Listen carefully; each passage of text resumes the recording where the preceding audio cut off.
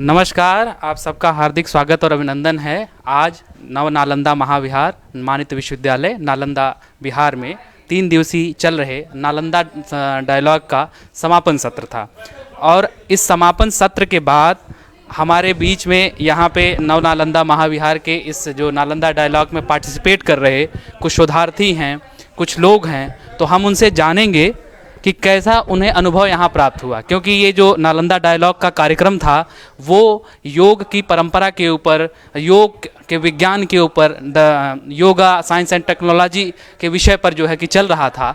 तो इस जो आपने देखा इन 3 दिनों में, आपने फेसबुक लाइव के माध्यम से देखा, जो हमारे बीच में वक्ता थे उनके विचारों को आपने सुना।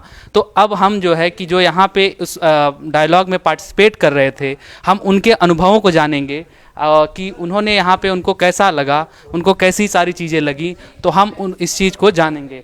हम आप देख सकते हैं हमारे पीछे काफ़ी लोग हैं जो इसमें यहाँ प्रोफेसर हैं, जो इस आयोजन समिति के सदस्य भी थे, कुछ लोग यहाँ हैं जो पार्टिसिपेट कर रहे थे, शोधार्थी हैं यहाँ पे। तो हम उनसे जानेंगे कि उन्होंने क्या सीखा और क्या उन्होंने देखा। तो नमस्कार सर। नमस्कार। आपका नाम जानना चाहूँगा। SM मुजफ्फर जमाल। तो सर, आपने ये नालंदा डायलॉग में आपको कैसा लगा? ये डायलॉग बिल्कुल एक्सेलेंट लगा। इससे पहले ऐसा प्रोग्राम कहीं हमने पार्टिसिपेट नहीं किया था और मुझे लगता है कि इस तरह का प्रोग्राम करना असंभव है। हर तरह का विधि व्यवस्था शुरू से लेकर अंत तक, माने starting to last program, dialogue, जितने भी यूनिवर्सिटी से लोग आए थे सभी का डायलॉग सुनने का अवसर मिला और उसके साथ साथ खाने पीने का, टी का, लंच का, सारी व्यवस्था हाई लेवल का था। इसकी जितनी तारीफ आपने मतलब इस पूरे इस कहा जाए कि इस 3 दिन का जो सार है, अगर उसे आपको कुछ शब्दों में कहना तो उसे आप कैसे कहेंगे, या आपने क्या देखा, क्या सीखा? अगर कुछ शब्दों में आपको कहना हो तो क्या कहेंगे आप? कहना चाहेंगे कि योगा के संबंध में पहली बार मुझे इतना विस्तार से एवरी पॉइंट ऑफ व्यू से सुनने और समझने का अवसर मिला।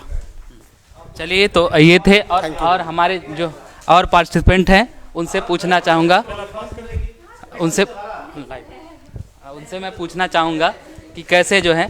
और हमारे बीच में जो इस समय दर्शन शास्त्र विभाग के अध्यक्ष हैं डॉक्टर विनोद कुमार चौधरी सर, तो मैं उनका भी व्यू जानना चाहूँगा। सर, ये बताइए, आपने इतनी अच्छी व्यवस्था की, तो अगर आपसे आयोजक आप हैं और आपसे पूछता हूँ कि आपको ये कैसा लगा? हमको ये बहुत अच्छा लगा, लेकिन हम क्या बताएंगे? बताओ तो तुम लोग की, तुम लोग का तो, हम तो आयोजक है, आयोजक क्या बताएगा कोई कार्यक्रम कैसा हुआ? आयोजक को तो तभी सम्मान मिलेगा, आयोजक का कोई भी कार्यक्रम तभी सफल होगा जो उसमें आयोजन में आया है वो कैसा महसूस किया। तो आप तुम बताओ कि तुमको कैसा लगा। चलिए, तो आप हमें अभी लाइव सुन रहे थे, हम सर हैं, बड़ा स्नेह देते रहते हैं पूरे आप नालंदा महाविहार में। चौधरी सर अगर कोई नाम ले तो आप समझ जाइए इन्हीं के बारे में बात हो रही है। तो और भी हमारे लोग हैं। हाँ, तो आप अपना नाम बताइए। सर, मेरा नाम कमलेश पासवान है सर। तो कमलेश जी, किस विभाग से हैं आप? सर, हिस्ट्री से हूँ। तो आप इस 3 दिन के नालंदा संवाद में जो है रहे, आपको कैसा लगा, या क्या चीज़ें आपको यहाँ नई लगी? आज तक बहुत से योग पर कार्यक्रम हुए होंगे, योग पर बहुत सी बातें हुई होंगी, तो आपको क्या लगा? सर, यहाँ आकर मुझे ऐसा लग रहा है कि नया ज़िंदगी जीना शुरुआत कर दिया हूँ, और जोग लगता है ना, और जोग के बिना हम अधूरे थे, और आज के बाद है ना जोग नित्यदिन करने का प्रयास करूँगा सर, बिल्कुल। हेलो, मीरा केवट, हमारा महाविहार के रिसर्च स्कॉलर्स हैं। जस्ट अभी कोर्स वर्क चल रही है जी। आज के जो सम्मेलन, क्या सीखा आपने यहाँ से? जी, हमें तो बहुत कुछ सीखने मिली। हम योगा कभी करते नहीं है, रियली बात है, ठीक है।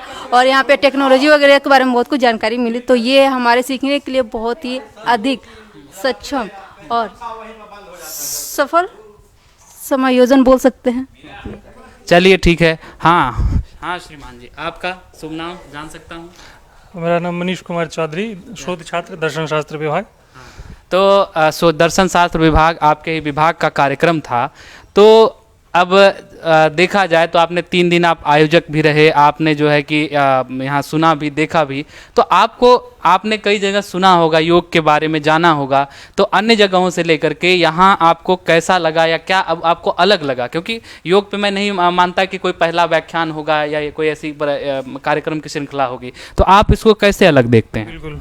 पहले तो मैं थैंक यू कहना चाहूँगा माय डियर फ्रेंड फोने थावी, राइट, कि इन्होंने सारा चीज़ रिकॉर्ड किया, अच्छा किया। और मैं इनको दूसरे सेमिनार से इसीलिए अलग मानता हूँ, सिर्फ एक क्षेत्र में, क्योंकि मैं हर जगह मैं कई अधिवेशनों में गया हूँ तो मोटा मोटी ऐसे ही सब जगह का सेम रहता है, लेकिन यहाँ पे जो नयापन था, मैं उसकी चर्चा आपको मुख्य 2-3 बातें कहूँगा। सबसे पहला, यहाँ पर सिर्फ दार्शनिक ही नहीं बल्कि विज्ञान से जुड़े काफ़ी रिसर्च स्कॉलर, अच्छे अच्छे विद्वत जन भी आए, हमें उनको सुनने का मिला। और कहीं कहीं योग के बारे में जो हमारा दर्शन क्या कहता है और विज्ञान क्या कहता है, ठीक है, तो विज्ञान और दर्शन दोनों का संगम रहा। इसमें भाषा के भी विद्यार्थी आए, भाषा के विद्वान आए, संस्कृत में जिसमें थे, उसके बाद चिकित्सक भी आए और उन्होंने अपना मेडिकल साइंस का भी व्यू अच्छा रखा। तो ये कहीं ना कहीं हम रिसर्च स्कॉलर के लिए एक नया एक्सपीरियंस था, बिल्कुल नया अनुभव था कि कैसे हम एक ही विषय पर साइंस क्या सोचता है, दर्शन क्या सोचता है, भाषा क्या सोचता है, ये सब हमको सुनने को मौका मिला और आशा है कि आगे भी ऐसा होता रहेगा।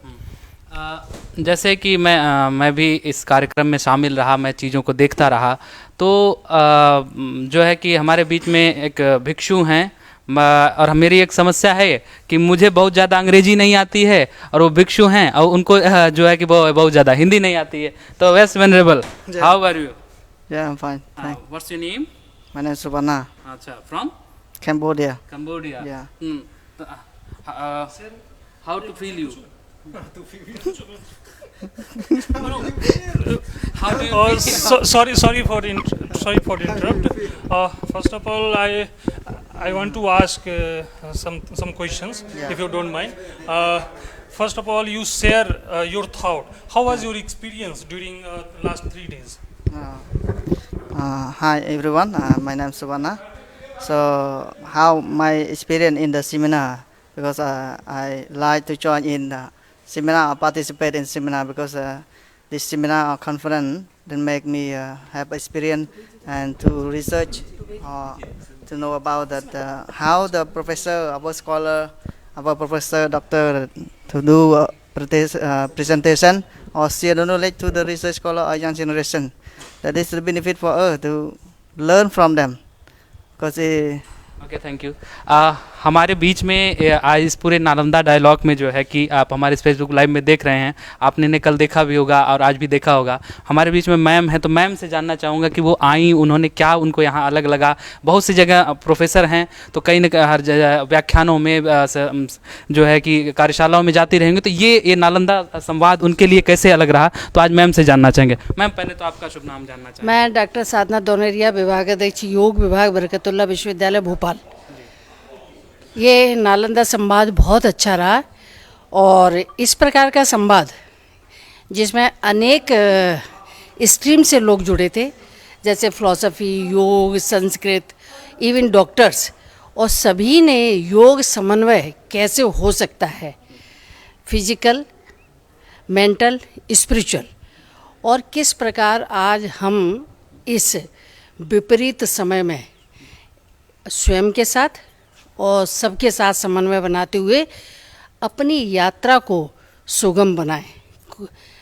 सांसारिक यात्रा के साथ साथ आध्यात्मिक यात्रा भी, स्वस्थ रहें, स्वयं स्वस्थ रहें और एक सकारात्मक सोच के साथ।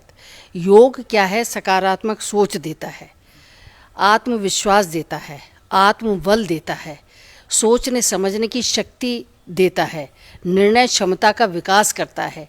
ये जो सारी चीज़ें हैं ये योग से ही संभव हैं।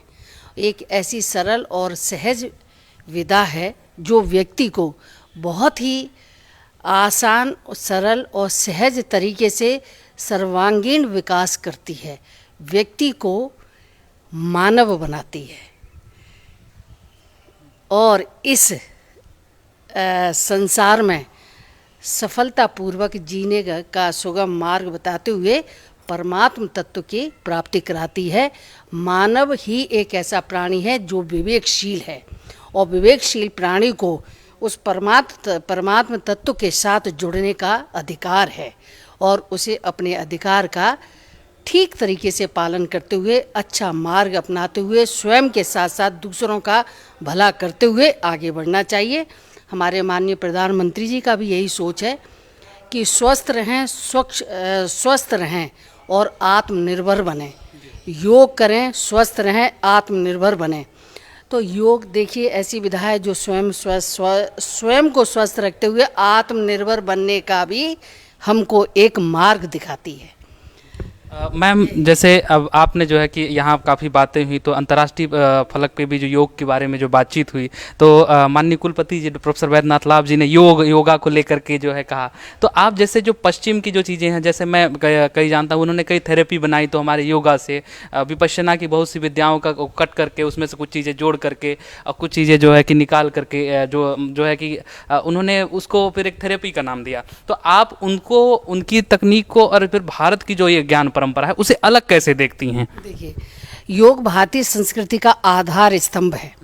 योग हमारी पुरानी विधा है और ये मतलब ऐसे कहिए कि भारत का मूल है, क्योंकि अगर आधार हमारा मजबूत है तो बिल्डिंग भी मजबूत होगी, क्योंकि वैल्यू बेस्ड विधा है। इसीलिए आपने देखा होगा जहाँ वैल्यूज़ की कमी होती है वहाँ अराजकता का प्रभाव आपको दिखाई देगा, और जहाँ वैल्यूज़ होती हैं वहाँ अराजकता नहीं होती। योग भारतीय संस्कृति का आधार है, योग भारतीय है, भारत का ही मूल तत्व है। लेकिन कुछ मध्यकाल में हम योग से थोड़े अलग हो गए। हम विदेश में योग को पूरी तरह एक्सेप्ट किया, क्योंकि वो इसके मूल को जान गए। और वैसे भी आप देखिए कि कोई डॉक्टर, कोई इंजीनियर जब भारत से पढ़ कर के विदेश होकर के आता है तो उसकी डिग्री की वैल्यू बढ़ जाती है। ऐसे ही जब योग विदेश पहुंच गया, उनकी भाषा में जब योग से योगा बन गया, तो उसे हम लोगों ने भी बहुत अच्छे से एक्सेप्ट किया। और योग चिकित्सा पद्धति नहीं है। चिकित्सा योग से ऐसे समझिए, जब व्यक्ति एक स्टेशन से चढ़ता है तो अपने गंतव्य तक जाने के लिए अनेक स्टेशन उसके मार्ग में पड़ते हैं। ऐसे ही जब व्यक्ति योग को धारण करता है तो चिकित्सा, स्वास्थ्य, आत्म संतुष्टि, ये सब फल उसको प्राप्त होते चले जाते हैं। योग चिकित्सा है, योग नहीं, चिकित्सा नहीं है। योग उस परमात्मा को प्राप्त करने की एक ऐसी विधा है जिसमें चिकित्सा, स्वास्थ्य ये सब प्राप्त हो जाते हैं। जैसे कई लोगों ने जो उनकी ये धारणा है कि रोग है तो योग करेंगे, नहीं तो फिर वो आप इसके बारे में इन धारणा जो ये रखते हैं, जैसे रोगी मतलब कहा जाए कि वो रोग ठीक करने के लिए योग करते हैं, तो इस पर आप क्या कहना चाहते हैं? इस पर मैं बहुत अच्छे से आपको बोलना चाहूँगी कि ये बात सही है कि हम जब तक इस विकार ग्रस्त नहीं हो जाते तब तक हम योग की शरण में जाते ही नहीं हैं। कहते हैं बुद्धम शरणम गच्छामि। तो हम कोई भी शरण में हमें क्या होता है, आज हमारी जो प्रवृत्ति है वो कैसी प्रवृत्ति है, तुरंत लाभ चाहिए, दवाई खाइए और सिर दर्द भगाइए, वो जैसे ऐड आता है। हाँ, योग में क्या है, आप योग करेंगे, नियमित करेंगे तो स्टेबिलिटी है। जब आप नियमित योग करेंगे तो आप आसन करने से आपके इंटरनल ऑर्गन्स की मसाज होती है। ठीक है, इंटरनल ऑर्गन्स की मसाज होती है तो उनकी कार्यप्रणाली अच्छी होती है। सभी ऑर्गन्स को पर्याप्त मात्रा में जो पदार्थ मिलने चाहिए वो मिलते हैं, तो इंटरनल स्तर पर हमारे ऑर्गन स्वस्थ होते हैं, व्यक्ति का शरीर स्वस्थ होता है। प्राणायाम से आपकी ब्रीदिंग पैटर्न स्वस्थ होता है, और ब्रीदिंग पैटर्न जब स्वस्थ होता है तो व्यक्ति स्वस्थ होता है। और मनुष्य में रेस्पिरेटरी सिस्टम और डाइजेस्टिव सिस्टम, ये दो मुख्य तंत्र हैं। जब ये दो तंत्र स्वस्थ रहते हैं तो बाकी के तंत्र स्वतः स्वस्थ होने लगते हैं। प्राणायाम से हमारा नर्वस सिस्टम हेल्दी होता है। सिंपैथेटिक और पैरासिम्पैथेटिक नर्वस सिस्टम के बीच संतुलन, बैलेंस करता है, और ये जब बैलेंस हो जाता है तो व्यक्ति पूर्णतः स्वस्थ रहता है।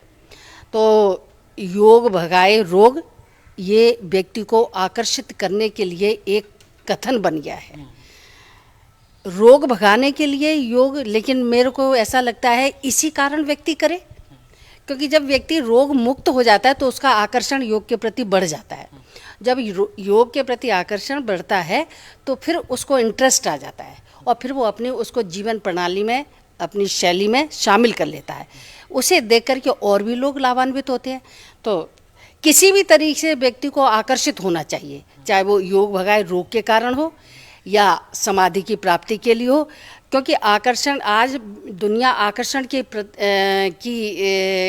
प्रति आकर्षित है। तो जब तक आकर्षण नहीं होगा व्यक्ति नहीं जाएगा उस तरफ।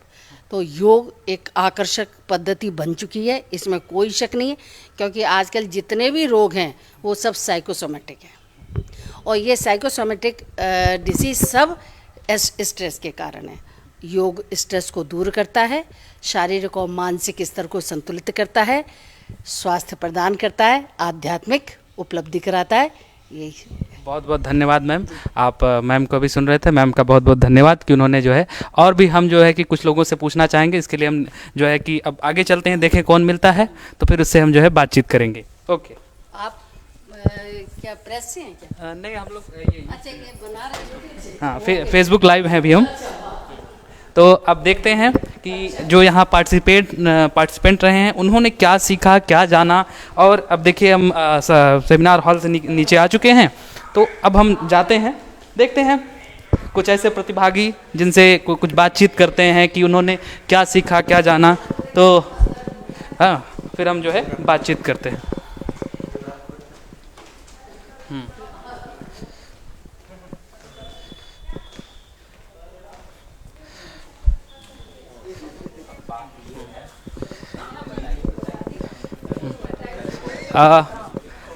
तो अब देखिए हम लोग जो है कि महाविहार के प्रांगण में जो है कि सेमिनार हॉल से जो है बाहर आ चुके हैं।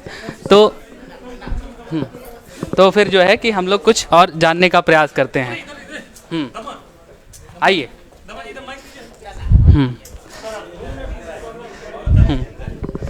नमस्कार सर। अभी हमारे फेसबुक लाइव में जो यहाँ के प्राचीन इतिहास विभाग के वरिष्ठ आचार्य जो है कि हमारे साथ जुड़े हुए हैं। तो सर, 3 दिन में जो है कि ये आपको इस बार नया कैसे लगा, या इसमें क्या नयापन लगा जो है आज जो है नालंदा संवाद का कार्यक्रम चल रहा था? इसमें यही नया लगा कि हर समय साइंस और फिलॉसफी पे होता था, लेकिन यह एक नया मिशन है, एक नया अध्याय है। और हमारे यहाँ योग के विषय में डिपार्टमेंट भी खुल रहा है। हमारे माननीय कुलपति महोदय डॉक्टर वैजनाथ लाभ ने जब यहाँ आए तो इस विभाग को स्थापित करने के लिए एक नया पहल किया, और उसी ही शानदार है। और आज के युग में हर व्यक्ति को इससे फ़ायदा होने वाला है। योग क्या है, इस पर काफ़ी चर्चाएं हुई। बहुत सारे भारत के विभिन्न विश्वविद्यालय से, बाहर के विश्वविद्यालय से लोग आए और योग पर प्रकाश डाले। योग का सामान्य अर्थ में लोग व्यायाम से अर्थ लगा लेता है, लेकिन वह नहीं है। मुख्य रूप से अंतिम जो यात्रा होती है हमारे हिंदू धर्म में या बौद्ध धर्म में या जैन धर्म में या सिख धर्म में या ईसाई धर्म में, जो हमारे ग्रंथों में रचित है, तो उसके हिसाब से परम सुख की प्राप्ति जो है वही योग है।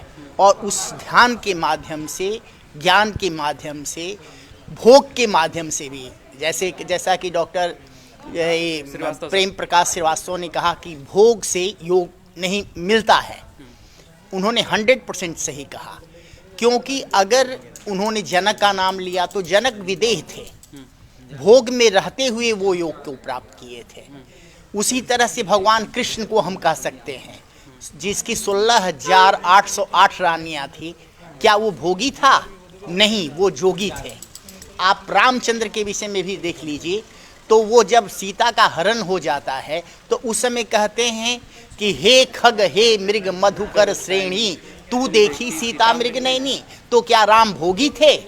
या जितने भी हमारे ऋषि महर्षि हैं जिनके ऊपर हमारा वंश चलता है, जैसे हम गौतम गोत्र के ब्राह्मण हैं, तो हमारे ऋषि तो पहुँचे हुए संत थे, वशिष्ठ ऋषि पहुँचे हुए थे, और जितने भी ऋषि हुए हैं सभी पहुँचे हुए थे। तो क्या वो भोगी थे? भोगी नहीं थे। भोग में रहते हुए जो योग को प्राप्त करता है वह सर्वश्रेष्ठ है। चूँकि आश्रम व्यवस्था में भी देखिए तो सबसे उत्तम हमारा क्या आश्रम माना जाता है? गृहस्थ आश्रम। गृहस्थ आश्रम, गृहस्थ आश्रम से उत्तम कोई आश्रम नहीं है, और उससे अच्छा कोई योग नहीं है, साधना नहीं है। जिसका एग्जाम्पल आप जनक को देखिए, राम को देखिए, वशिष्ठ को देखिए, गौतम को देखिए, जितने भी हमारे ऋषि हुए हैं, बुद्ध को देखिए, जो भी हुए हैं, जितने शंकर भगवान, देवों में देव, आदि देव शंकर, उनसे बड़ा कोई जोगी रहा है क्या? तो हम योग को भोग से अलग नहीं कर सकते हैं। योग को प्राप्त करने के लिए आचार्य, अभी आधुनिक भारत के कन्फ्यूशियस के बाद कोई अगर आधुनिक भारत में दार्शनिक हुआ है तो आचार्य रजनीश हुए हैं। उन्होंने क्या कहा? संभोग से समाधि की तरफ। तो संभोग क्या है? वह भी तो एक भोग ही है। तो उसमें रहते हुए हम ईश्वर को प्राप्त करें। कहीं कोई नहीं कहता है कि आप भोगी मत होइए, आप गृहस्थाश्रम में मत जाइए। अगर गृहस्थाश्रम में नहीं जाइएगा, आप नारद ही हो जाइएगा, तो सृष्टि चलेगा कैसे? मनु से पूरा सृष्टि चला, तो क्या मनु भोगी नहीं, योगी नहीं थे? लाश को पकड़ करके पत्नी वियोग में चले जाते हैं तुलसीदास, तो क्या वो जोगी नहीं थे?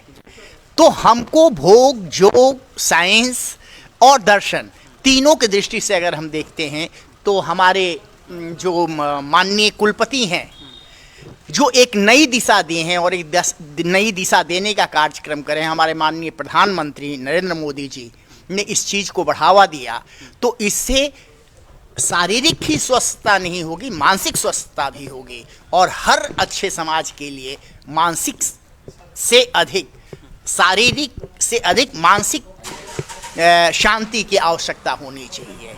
इसलिए हम सबसे अधिक धन्यवाद अपने माननीय कुलपति को देते हैं, जो इस दिशा में एक नया पहल करके एक नया आयाम दिया, वो धन्यवाद के पात्र हैं। और हमारे विभाग के जो हमारे सुशील दुबे जी हैं, हमारे विनोद कुमार चौधरी हैं, हमारे डॉक्टर भट्टाचार्य हैं, इन लोगों के सहयोग से जो हुआ और जिसकी स्थापना हमारे भूतपूर्व डायरेक्टर डॉक्टर रविंद्र पंत साहब ने किया था, वो एक विजन वाले आदमी थे।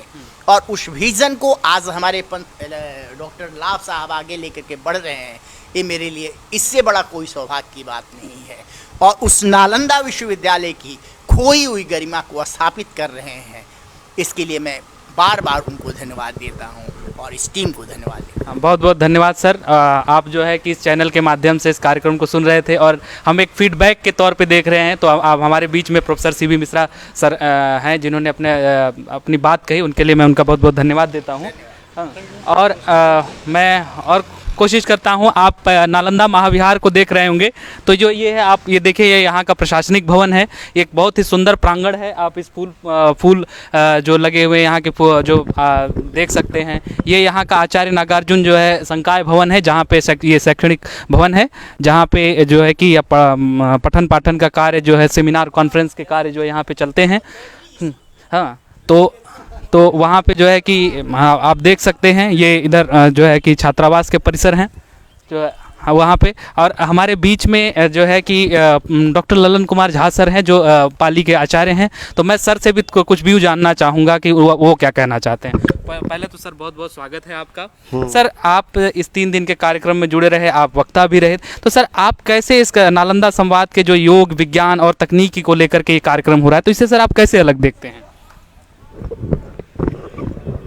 इस प्रोग्राम की शुरुआत हुई थी कि एक साइंटिस्ट किसी जैसे कंससनेस हुआ, तो इस पर एक साइंटिस्ट क्या सोचता है, एक जो फिलॉसफी के आदमी हैं, जो दर्शन शास्त्र के आदमी हैं, वो इससे कंससनेस को कैसे देखते हैं। तो इसी प्रकार से शुरुआत हुई थी कि एक मेडिसिन का आदमी, एक फिलॉसफी का आदमी, एक क्या कहते हैं, यदि और कोई जनरल साइंस का आदमी है तो वो इधर आ जाए। तो इस प्रकार से सब करके एक डायलॉग, संवाद। आखिर ऐसा शुरू क्यों किया गया? तो 1000 साल तक नालंदा में डायलॉग हुआ है साइंटिस्टों के साथ। उस समय के जो वैज्ञानिक हुआ करते थे, उस समय के जो दार्शनिक हुआ करते थे, उस समय के जो सोशल साइंटिस्ट हुआ करते थे, उनके साथ उसी नालंदा, प्राचीन नालंदा का जो डायलॉग था, उसको जीवित करने के लिए किया गया। जहाँ तक इस प्रोग्राम का सवाल है, योग आज के दिन में एक ऐसा माध्यम है कि हम लोग पाते हैं कि बौद्ध योग भी है, जैन योग भी है, और योग इधर पतंजलि योग सिस्टम है ही। आजकल के इस वैज्ञानिक युग में जहाँ केवल बात बात पर में तनाव मिलता हो, सारा चीज़ मिलता हो, तो उसमें योग कैसे सहायक हो सकता है। ये तो एक आसन प्राणायाम के माध्यम से किया हुआ। योग का एक और भी बहुत बड़ा रूप होता है, वो होता है कि आत्मा का परमात्मा से मिलन। जब कोई एक वैयक्तिक आत्मा का परमपिता परमेश्वर से मिलन होता है, वो भी योग कहा जाता है।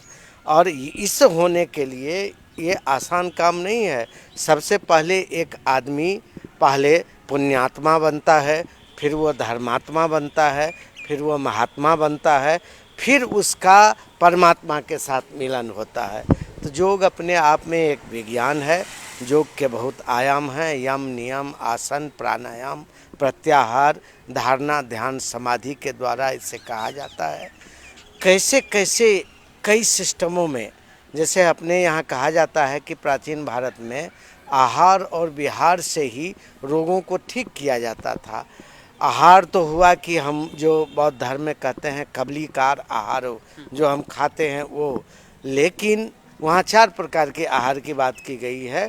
लेकिन यहाँ आहार है से केवल ये मतलब है कि जो आहार हम लेते हैं वो शुद्ध है कि नहीं। शुद्ध आहार लेंगे तो विचार भी शुद्ध होगा, वाणी भी शुद्ध होगी, विचारें भी शुद्ध निकलेंगी, और उससे उसके साथ जो फिर ऊपर के धरातल की बातें हैं वो भी हम कर सकते हैं। तो इस तरह से हम ये देखते हैं कि योग का अपने जीवन में बहुत महत्व है। यदि कोई आधा घंटा भी किसी 2-4 आसनों का सहारा लेकर के और फिर प्राणायाम ये सब किया करे तो उससे बहुत ज़्यादा महत्व होगा। जैसे कि विपश्यना में है, विपश्यना और योग में एक मूलभूत अंतर ये है कि योग में हम कंट्रोल ब्रीदिंग करते हैं, जबकि हम विपश्यना में natural breathing in breathing out करते हैं। आन और अपान जैसा है, गोयंका जी कहते थे, जैसा है वैसा है, जैसा सांस अंदर गया और जैसा ही बाहर निकला। यदि वो छोटा है तो छोटा है। इसमें ये नहीं करके हम कंट्रोल रूप में करते हैं कि जब हम लंबा सांस लेना चाहते हैं, लंबा या गहरा सांस लेना चाहते हैं तो लेते हैं, लंबा या गहरा सांस छोड़ना चाहते हैं तो छोड़ते हैं। ये तो हुआ एक एस्पेक्ट। लेकिन जब हम समाधि और इसकी बात करते हैं तो ये तो निश्चित रूप से हमें सामने दिखता है कि जो समाधि की बात बुद्ध करते हैं कि रूप समाधि और अरूप समाधि, यहाँ भी समाधि है। संप्रज्ञा समाधि की बात यहाँ होती है, यहाँ भी प्रज्ञा की बात होती है, प्रज्ञा वहाँ भी है।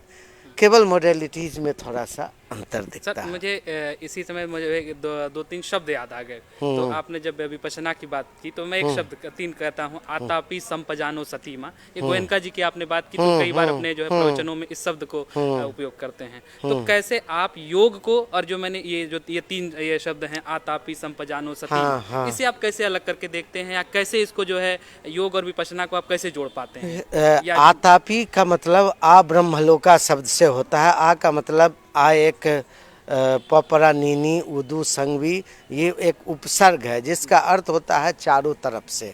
जो तपस्या में चारों तरफ से लीन है वो यहाँ भी है और वो बौद्ध धर्म में भी है। संपजानु शब्द एक बुद्ध ने दिया था। संपजानु शब्द का मतलब होता है कि आप जो वहाँ कहा जाता है कि उठते खाते हंसते पीते सति संपजानकारी होती, सत्य संपजानकारी विहरती। जब आप टहलते हैं तो आपका कंप्लीट मन और मस्तिष्क जो है वो टहलते हुए पर ध्यान केंद्रित होना चाहिए। जब आप आजकल के हम देखते हैं कि गाड़ी कोई चला रहा है, अब वहाँ कुछ लेकर के खा रहा है, इससे एक इंद्रिय का काम एक बार में यदि हो तो वो अच्छा माना जाता है। तो संपजन्य ये निश्चित रूप से एक पाली टर्म है, उसका समकक्ष कोई दूसरा शब्द हो सकता है। लेकिन जब हम यह कहते हैं कि संपजानकारी और सतिमा, सतिमा से मतलब है कि जो सतिमंतु है, जिसके अंदर में सती है, जो सती को धारण किया है। सती 4 प्रकार का कहा गया है, कायानुपස්සना, चित्तानुपස්සना, वेदनानुपස්සना और धम्मानुपස්සना। ये चारों से, जैसे कि इसमें कि एक बहुत बड़ा सूत्र है सतिपट्ठान सूत्र, जिसमें बुद्ध कहते हैं कि जो कोई भी इस कायानुपස්සना, चित्तानुपස්සना, वेदनानुपස්සना और धम्मानुपස්සना को पहले वो कहते हैं कि जो 7 वर्ष कर लेगा उसे 7 वर्ष के अंत में जाते जाते निश्चित रूप से निर्वाण की प्राप्ति हो जाएगी।